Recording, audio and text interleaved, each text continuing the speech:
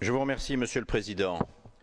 Monsieur le Président, je veux vous remercier, ainsi que tous nos collègues qui ont participé avec nous hier à Paris, boulevard Voltaire, à cette immense marche pacifique pour la liberté. Et partout ailleurs, dans toute l'Europe, des millions de personnes en ont fait un formidable tsunami populaire. C'est pourquoi ce 11 janvier restera la date de naissance de l'Europe des peuples, unis dans la diversité, unis dans l'adversité, unis pour nos valeurs et contre la haine.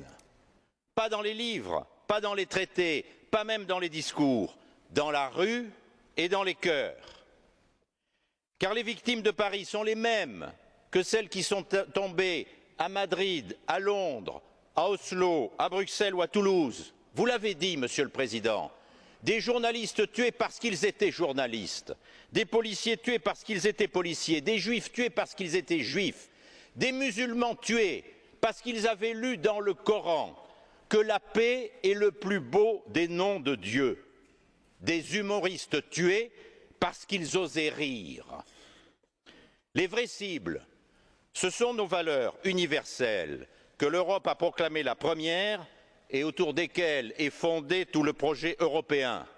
La liberté d'expression, la liberté de croire, la tolérance, le droit à toutes les différences, la dignité de la personne humaine.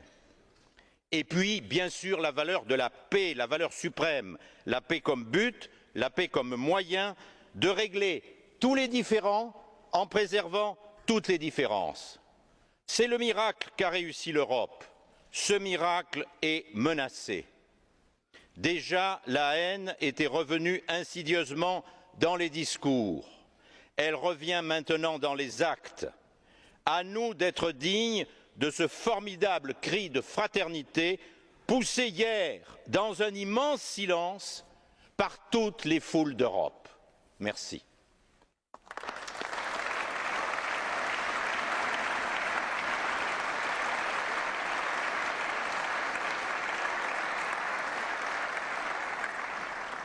Madame Berès. Merci, Monsieur le Président. Au nom de ce qui nous unit, au nom de ce que nous défendons et continuerons de défendre, au nom des droits fondamentaux de toutes les femmes et de tous les hommes, au nom de leur liberté de penser, de dire, de croire ou de ne pas croire, d'aimer, de rire aussi, au nom de mon pays, la France, au nom de tous les pays de l'Union et du monde entier qui ont vu des êtres humains tomber parce qu'ils étaient au mauvais endroit, au mauvais moment, parce qu'ils croyaient en un autre au-delà ou pas, parce que leur métier était de nous protéger, ou parce qu'ils étaient aux yeux de lâches assassins les porte-drapeaux de nos valeurs, j'affirme, avec les millions de citoyens qui se sont levés à Paris, en France, dans les villes et les villages de la planète entière hier et les jours précédents, que nous ne céderons jamais. Parce que l'Europe s'est construite sur le refus d'horreurs commises en d'autres temps, parce qu'à la terreur doit répondre plus de démocratie et plus d'état de droit, parce que la diversité est féconde, quand la tolérance et la solidarité sont ses étendards, parce que, comme ici aujourd'hui, quand un malheur frappe un des siens, les autres sont à l'unisson. Nous ne laisserons personne nous diviser, ni dans l'Union, ni dans nos nations. Oui, nous sommes tous Charlie, ce Charlie si gaulois, satirique toujours, si libre. Ils sont tombés, avec d'autres, sous des balles qu'aucun Dieu n'a jamais commandités. Mais leurs idéaux resteront vivants parce qu'ils font notre raison d'être ensemble, le refus de la peur, de celle de l'autre, de la haine, de la barbarie. L'idéal que les victimes des terroristes chérissaient est le nôtre, la démocratie. Soyons-en fiers, défendons-la et décernons un prix Sakharov exceptionnel à Charlie Hebdo.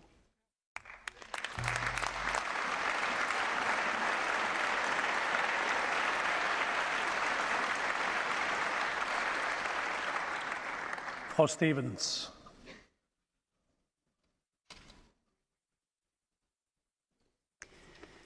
Dank u wel, voorzitter. Beste collega's, de laatste dagen keken wij in Europa en de hele wereld met grote verbijstering en verdriet toe hoe onze Europese waarden van democratie, verscheidenheid, vrijheid en tolerantie bedreigd werden. Hoe wij burgers en onze veiligheid aangevallen werden.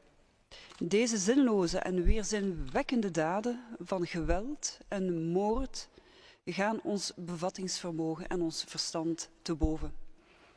Maar uit de duisternis die onze voorbije week omringde, kwam wat ons verbindt sterker dan ooit naar voren: onze waarden. Europese burgers hebben massaal hun stem laten horen. Een stem die zegt: wij staan voor vrijheid, wij staan voor tolerantie, wij staan samen. Deze week heeft aan Europa en de wereld getoond dat, wat er ook gebeurt, onze waarden onveranderd blijven. Wij geloven in de vrijheid om godsdienst te beleven, de vrijheid om te denken en te zeggen wat we willen, maar vooral in een samenleving vrij van angst. De tragedies en het lijden in Frankrijk moeten onze vastberadenheid nog sterker maken. We mogen niet onder elkaar vechten of elkaar met de vinger wijzen. De uitdaging bestaat er niet alleen in om onze veiligheid te verzekeren, maar ook om onze samenleving te verbinden. Alleen samen kunnen wij hier sterker uitkomen. Daarbij is niemand meer of minder omdat hij of zij een andere achtergrond heeft. Voor ons is het niet het verleden, maar de toekomst die van belang is. En dat zal een toekomst zijn, gebaseerd op de fundamentele Europese waarden en vrijheden. Wij delen allen in de pijn van Frankrijk en bieden onze diepste blijk van medeleven aan. Woorden kunnen helaas het verdriet niet helpen minderen. Maar we kunnen vandaag wel beloven dat, wanneer haar waarden worden bedreigd, Europa sterk, vrij en verenigd zal blijven en daadkracht zal tonen. Dank u wel.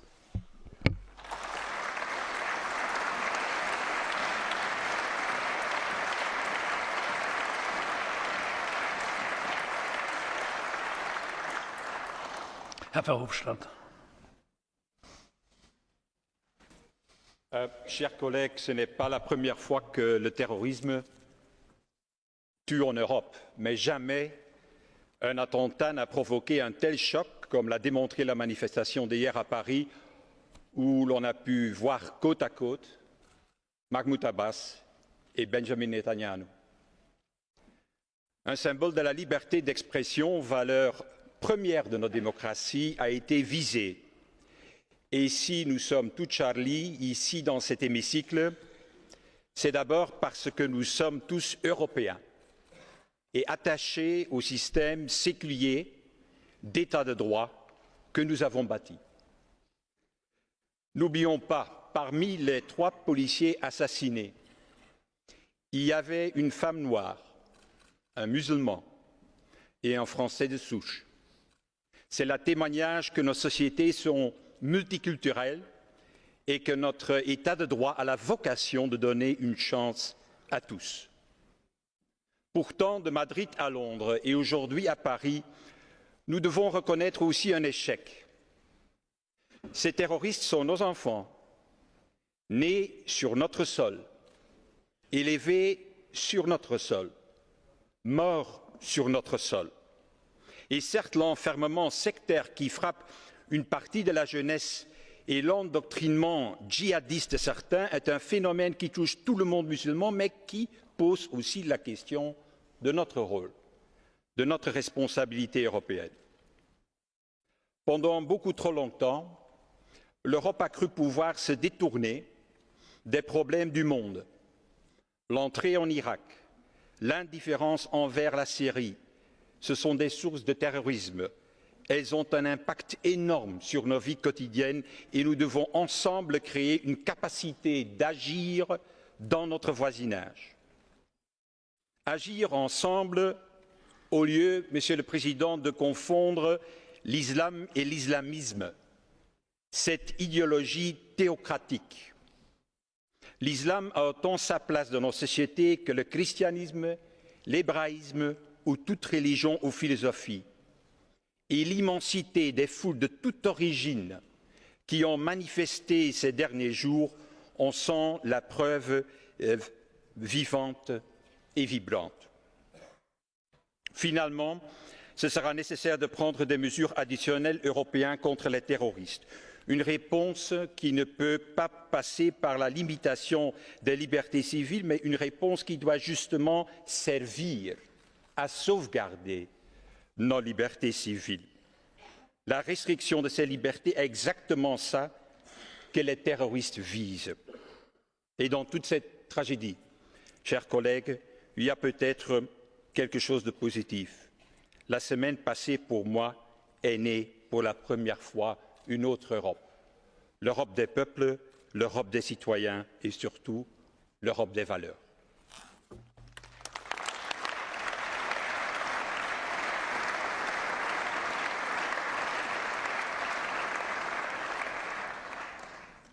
Monsieur Le Yarrick.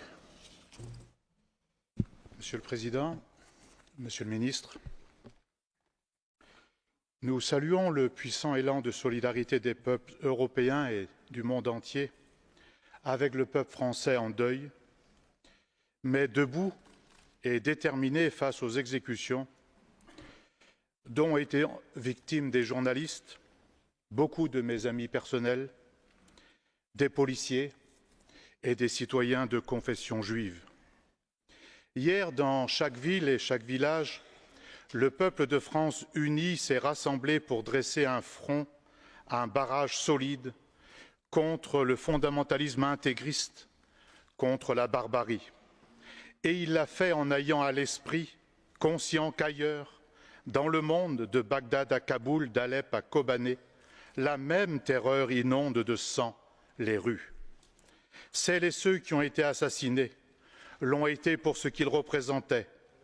Certains, la religion juive, les policiers, le service public de la République française, et nos amis journalistes parce qu'ils représentaient l'esprit libre et frondeur, le refus de l'esprit de caserne. Par fidélité aux idéaux de ces amis exécutés, il nous faudra éviter toute récupération politicienne et réfléchir à travailler plus aux moyens d'éviter cela, aux moyens efficaces d'éradiquer le terrorisme. À l'évidence, l'esprit de guerre ne le permet pas. Quel est le bilan de 15 années de guerre contre le terrorisme? Il faut s'y prendre autrement et porter un plan de co-développement, de dialogue avec les peuples du Proche et du Moyen-Orient.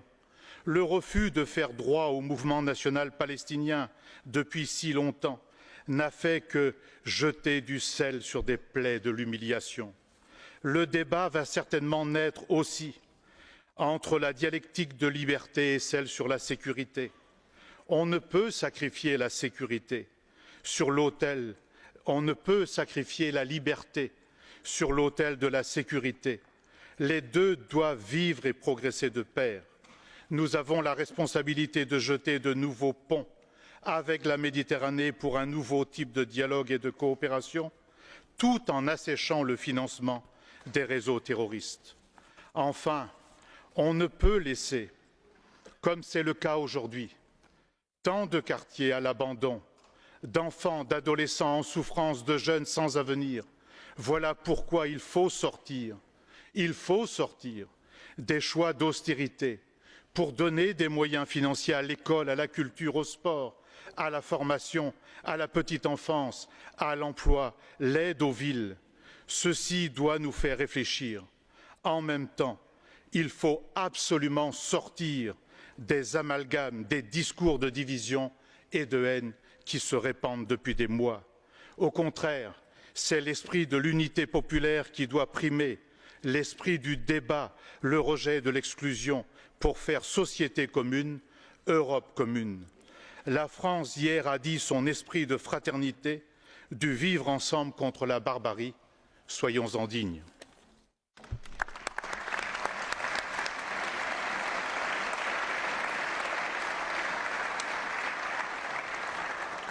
Madame Rivasi. Monsieur le Président, chers collègues, mes pensées, nos pensées vont aux 17 victimes, artistes et journalistes défendant la liberté d'expression, policiers, juifs, chrétiens, athées et musulmans, à leurs familles, à leurs proches. Mes pensées vont à ces millions de citoyens en France, en Europe et dans le monde, qui ont exprimé leur chagrin, leur soutien et qui nous ont encore rappelé hier que le camp de la peur et de la haine n'a pas gagné. Pourtant, au lendemain de ces attentats, au réveil de cet immense choc en France et en Europe, nous devons encore veiller à ne pas tomber dans un double piège. Le piège des fanatiques à l'origine de ces terribles attentats, mais également le piège des démagogues de tous bords qui considèrent les événements de ces derniers jours comme une déclaration de guerre de l'islam au reste de la planète. Tout comme nous n'accepterons pas de guerre de civilisation, nous n'accepterons pas les amalgames nauséabonds tels que pratiqués par les mouvements identitaires et nationalistes à travers l'Europe. Un autre piège s'annonce également, celui de voir nos libertés publiques noyées sous un nouvel arsenal sécuritaire au prétexte de lutter contre le terrorisme. Rappelez-vous la réponse apportée par les États-Unis après le 11 septembre. Le Patriotic Act a mené à de nombreuses dérives qui ont mis en danger les droits et libertés des citoyens jusqu'en Europe, à l'instar du scandale des prisons et des vols secrets de la CIA. Ne tombons pas dans ce piège, on ne protège pas les droits humains en les reniant, on ne protège pas la liberté avec moins de liberté, comme le déclarait M. Schulz. Agissons contre la stigmatisation et la discrimination des enfants d'Europe en fonction de leur religion, de leur nom, de leur origine ou du quartier où ils vivent. Stoppons cette spirale où l'échec annoncé de notre jeunesse se transforme pour tous en désespoir et pour quelques-uns en haine et en barbarie. Et puisque nous préparons un plan d'investissement européen, profitons-en pour donner une priorité à l'éducation, à la formation et aux services publics pour ces millions de jeunes. Donnons aux enfants d'Europe plus d'amour et moins de haine, comme l'illustrait encore il y a peu une couverture du magazine de Charlie Hebdo. Merci.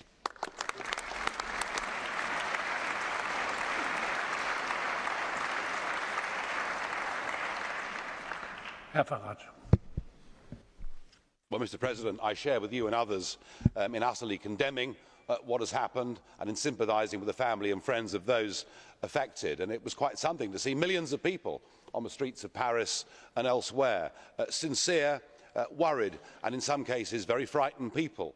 But also there were 40 significant, important political leaders, and they too were using the language of unity, solidarity, but I'm afraid for them, Je suis Charlie is simply not enough, because we need now to have an honest admission that actually our political decisions have led to much of what has happened. Just think about foreign policy, from Afghanistan, through Iraq, through Libya, and even the attempt to want to arm the rebels in Syria. All of this was done, we were told, to make our streets safer, and in fact what we've done is to stir up very deep resentments within much of the Muslim community, and it's had the very opposite effect. We have pursued policies of mass immigration at a rate that has made it frankly impossible for many new communities to integrate, and for that I think we have to hold our hands up. And perhaps worst of all, we've been guilty of weakness, of lack of courage, of lack of assertion in who we are as people, and we've turned a blind eye within many of our minority communities to practices that would not be tolerated in the rest of the population, and indeed we've allowed preachers of hate to go around saying things that are totally unacceptable. The result of all of this is that we do have, I'm afraid, I'm sad to say, a fifth column that is living within our own countries, that is utterly opposed to our values. And how we deal with that problem is vital for the future. We must embrace the vast majority of Muslims who themselves are horrified by the civil war that is going on within Islam. But unless we're prepared to admit our own culpability in much of what has happened, we are not going to be able to find solutions. I would suggest this, though, for the future. We're going to have to be a lot braver and a lot more courageous in standing up for our Judeo-Christian culture. Thank you.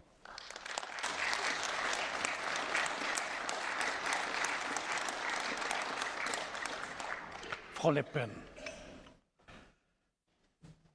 Mesdames, Messieurs, permettez-moi d'abord de remercier les peuples frères d'Europe qui se sont sentis depuis 5 jours en communion avec le peuple français et ont rendu avec nous hommage à toutes ces vies détruites. Je crois que le premier devoir que nous avons à l'égard des victimes, c'est de mettre un nom sur ce qui les a tués. Ce n'est pas le terrorisme qui les a tués. Le terrorisme, c'est un moyen. C'est le fondamentalisme islamiste qui les a tués. C'est cette idéologie mortifère qui a fait tant de victimes et tant de malheurs depuis 5 jours, mais qui en fait tant dans le monde par milliers aujourd'hui, au moment même où nous nous parlons. Nos sociétés, nos pays sont attaqués parce que nos valeurs sont honnies par les fondamentalistes. Ça aussi, nous nous devons de le regarder en face. Nos valeurs, au premier rang desquelles est évidemment la liberté. Monsieur Haddad, Mezri Haddad, ancien ambassadeur de Tunisie auprès de l'UNESCO, dénonçait dans une tribune il y a quelques jours 30 ans de laxisme, d'angélisme, de conformisme, écrit par les concessions aux tenants de l'islam identitaire, holistique et totalitaire au nom de la démocratie et de la tolérance républicaine. Il appelait à l'autocritique. C'est cela que nous devons faire, l'autocritique. L'Europe est-elle capable de nous protéger, nous, peuples européens, de la menace du fondamentalisme islamiste? Est-ce que l'ouverture totale de nos frontières nationales est capable d'être un moyen pour pouvoir contrôler les fondamentalistes qui passent les frontières dans un sens ou dans l'autre? Est-ce que les politiques économiques d'austérité ne sont pas celles qui ont effondré nos capacités de réponse et ont désarmé notre police, nos moyens de renseignement et notre armée? Voilà toutes les questions que nous devrons nous poser. Moi, en ce qui me concerne, ma religion est faite. Laissez les nations se défendre.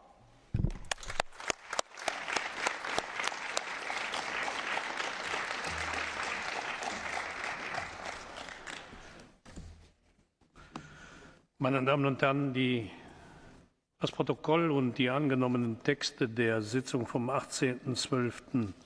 liegen vor. Gibt es Einwände? Das ist nicht der Fall. Die zuständigen belgischen Behörden haben mich von der Wahl von Frau Hilde Woutmans mit Wirkung vom 1. Januar 2015 und Frau Anneleen van Bossuyt mit Wirkung vom 8. Januar 2015 unterrichtet. Frau Woutmans tritt an die Stelle von Frau Annemie Neyts-Uytterbroek und Frau van Bossuyt an die Stelle von Herrn Louis Ide.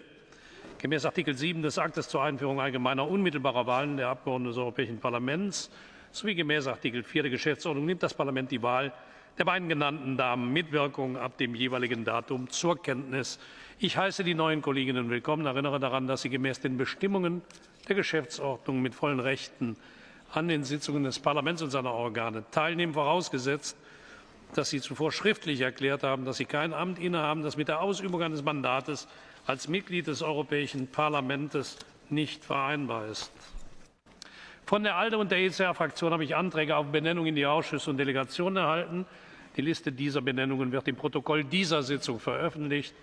Wenn bis zur Genehmigung des Protokolls kein Widerspruch erhoben wird, gelten diese Benennungen als bestätigt. Nach der Unterbrechung der Sitzungsperiode des Parlaments im Dezember habe ich zusammen mit dem Präsidenten des Rates gemäß Artikel 78 unserer Geschäftsordnung 2 Rechtsakte unterzeichnet, die gemäß dem ordentlichen Gesetzgebungsverfahren angenommen wurden. Die Titel dieser Rechtsakte werden im Protokoll dieser Sitzung veröffentlicht. Wir kommen nun zur Tagesordnung. Für heute und Dienstag liegen mir keine Anträge vor. Für Mittwoch beantragt die Fraktion der Grünen, eine Erklärung der Vizepräsidentin der Kommission, der Hohen Vertreterin, zu den neuesten Gräueltaten in Nordnigeria auf die Tagesordnung zu setzen. Die Debatte soll mit einer Entschließung abgesprochen werden. Zur Begründung hat das Wort Frau Kollegin Hautala. President, as you have mentioned, our group proposes that we will have a statement by the High Representative, preferably with a resolution, on the amazing, incredible, horrendous atrocities that have been conducted by the terrorist group of Islamists Boko Haram in northern Nigeria. A whole town with its 2,000 people seems to have been wiped out, and this seems to be the most extensive and horrendous atrocity that this group has so far performed. So I would ask that this House would agree that we will have it on our agenda on Wednesday. Für den Antrag sprechen Herr Guerrero. Sí, gracias, señor presidente. Mi grupo quiere apoyar que exista esta declaración por parte de la alta representante y que procedamos a un debate sobre estos hechos que se producen ya repetidamente en Nigeria y que están afectando a la vida de muchas personas y a la humillación, especialmente de las mujeres. En todo caso, preferiríamos que la resolución se adoptara en el siguiente pleno, puesto que discutiremos al final de esta semana y no tendremos mucho tiempo para prepararla, pero sí al debate, sí a la declaración. Sí nos parece importante abordar este asunto y preferiríamos que la resolución fuera a febrero. Möchte jemand gegen den Antrag sprechen? Frau Hautala, dann frage ich Sie, sind Sie mit dem Vorschlag von Herrn Guerrero einverstanden, dass wir zunächst eine Erklärung hören und dann die Resolution in der nächsten Sitzung machen? President, I think this is a very good solution. I think it's our duty to discuss it this week. Dann lasse ich abstimmen. Wer für den Vorschlag Aussprache ist, den bitte ich um ein Handzeichen. Wer ist dagegen? Wer enthält sich? Dann ist das so beschlossen. Resolution dann beim nächsten Mal. Bitte, Herr Kollege. Bitte sehr. Yeah, thank you, Mr. President. It's not to speak against, but just a question of whether we will have such an important debate on Wednesday, or rather actually Thursday morning, where probably it will be allowed to more MEPs to participate, rather to have it Wednesday late in the evening, given the agenda how it looks like at this moment. So just for the proposal is to have it, but on Thursday in the morning. Wir haben die Abstimmung eigentlich jetzt schon durchgeführt. Im Übrigen ist es so, dass Frau Mogherini am Mittwoch ja ganztägig hier ist. Insofern macht es, glaube ich, Sinn, die Erklärung der Hohen Repräsentantin dann auch am Mittwoch zu hören. Wir werden da versuchen, den Punkt so auf die Tagesordnung zu setzen, dass möglichst viele Kolleginnen und Kollegen teilnehmen können. Meine Damen und Herren, ich habe für Donnerstag keine Änderungen. Ich darf Sie aber bitten, noch einen Moment auf Ihren Plätzen zu verbleiben. Meine Damen und Herren, ich habe Ihnen weitere traurige Mitteilungen zu machen. Am 19. Dezember verstarb unser Kollege Philip Bradburn im Alter von 63 Jahren nach einer schweren Krankheit. Kollege Bradburn war seit 1999 Abgeordneter dieses Hauses und er vertrat mit, wer ihn kannte, kann das bestätigen, großem Stolz seine Region, die West Midlands. Philip Bradburn begann seine politische Karriere, nachdem er über 20 Jahre als Stadtplaner beruflich tätig war. Ich habe im Namen des Europäischen Parlaments seinen Freunden bereits unser herzliches Beileid ausgesprochen. Ich möchte dies an dieser Stelle erneut tun. Das Europäische Parlament wird Herrn Bradburn nicht vergessen. Am 26. Dezember vergangenen Jahres verstarb Leo Tindemans im Alter von 92 Jahren in seinem Haus in der Nähe von Antwerpen. Tief geprägt von der brutalen Besetzung seines Heimatlandes durch die Nazis, die ihn als jungen Mann, als 18-Jährigen zur Flucht zwangen, arbeitete Tindemans sein ganzes Leben lang unermüdlich für den Frieden in Europa. Als Abgeordneter im belgischen Parlament, als Premierminister des Königreiches Belgien, als Außenminister seines Landes und als Mitglied des Europäischen Parlaments. In den ersten Direktwahlen zum Europäischen Parlament wurde Tindemans in Belgien mit einer solchen Mehrheit gewählt, dass die Zeitungen ihn schon damals zu Mr. Europa ernannten. Ich glaube, diesen Namen trug Leo Tindemans zu Recht. Er war ganz sicher ein großer Europäer. Seiner Familie spreche ich im Namen des Europäischen Parlaments unser herzliches Beileid aus. Wir werden Leo Tindemans ein ehrendes Andenken behalten. Ich bitte Sie, meine Damen und Herren, sich zu Ehren von Philip Bradburn und Leo Tindemans von Ihren Plätzen zu erheben.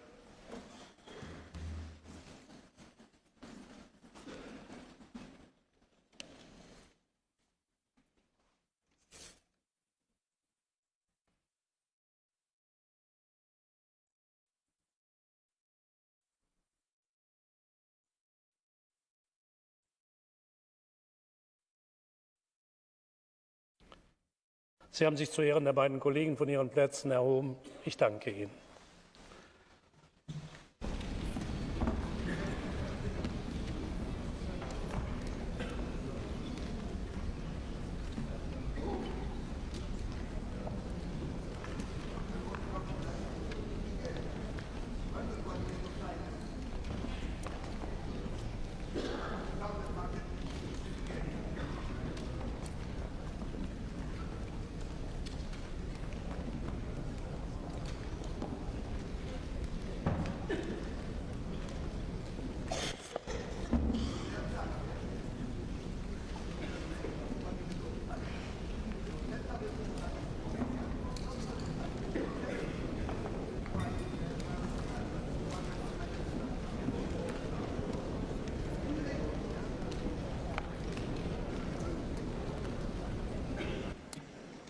Auf der Tagesordnung stehen nun die Ausführungen von 1 Minute nach Artikel 163 GO. Und der erste Redner auf der Liste ist Monsieur Rollin Claude.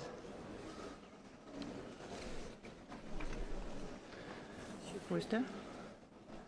Monsieur Rollin Claude.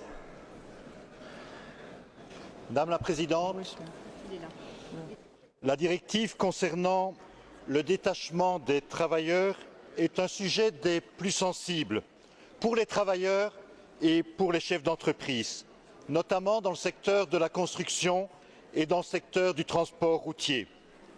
Quotidiennement, je suis interpellé par des employeurs et des citoyens. Le dumping social est un véritable fléau sur lequel se développe le rejet du projet européen. Il doit fermement être combattu. La directive d'exécution devrait corriger certaines faiblesses de la directive détachement, mais il y a urgence dans la transposition des législations nationales. Elle doit se faire de façon ambitieuse afin d'assurer les droits des salariés et de mettre fin aux abus, aux fraudes et à la concurrence déloyale. En la matière, les autorités nationales et européennes doivent pouvoir s'appuyer sur l'expérience et la connaissance des partenaires sociaux. Dès à présent, il nous faut envisager les modalités d'une révision partielle de cette directive. Merci. Vielen Dank. Der nächste Redner ist Herr Csaba Molnár für 1 Minute.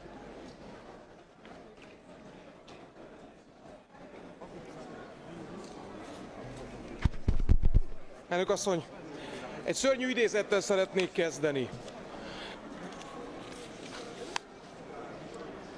Vous devez mettre le microphone. Put on the microphone, please. Is it okay? Well, speak, please. Okay. Szóval egy idézettel szeretnék kezdeni. Nem akarunk tőlünk különböző kulturális tulajdonságokkal és háttérrel rendelkező jelentős kisebbséget látni magunk között. Magyarországot szeretnénk Magyarországként megtartani. Ezt a szörnyű mondatot nem egy szélső jobboldali politikus, hanem Magyarország miniszterelnöke Orbán Viktor mondta a tegnapi párizsi köztársasági menetet követően. Szégyenletes, kirekesztő és rasszista szavak ezek.